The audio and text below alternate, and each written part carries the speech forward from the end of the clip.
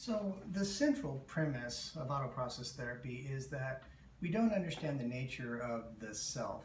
We confuse the ego with the self, but the ego is just like a computer program that creates a sense of identity.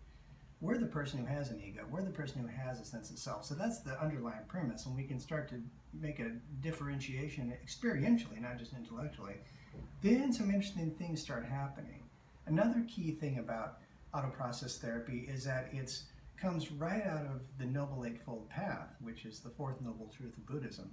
And it's the Buddha's checklist of enlightenment practices, starting with the first one, which is right view, meaning dependent origination or cause and effect.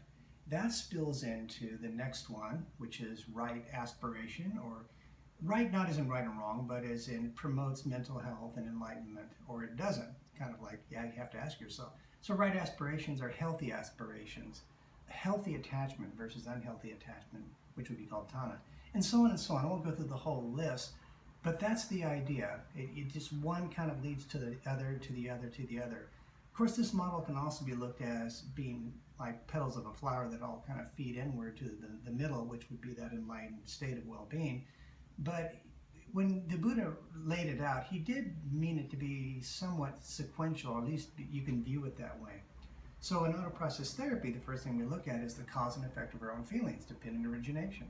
Our feelings don't come from outside of us, they're not imposed upon us from the outside. That's an important concept.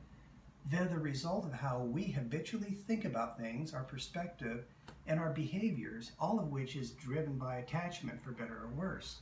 So with that in mind, if you explore autoprocess therapy, maybe get the book and read it, you'll see how this whole concept of cause and effect runs through all of it, and this idea that we're not our ego, we're the one who has an ego. So if we can understand how the ego works, then we gain a tremendous sense of freedom and ease and comfort within ourselves. And that, of course, would be a step towards enlightenment.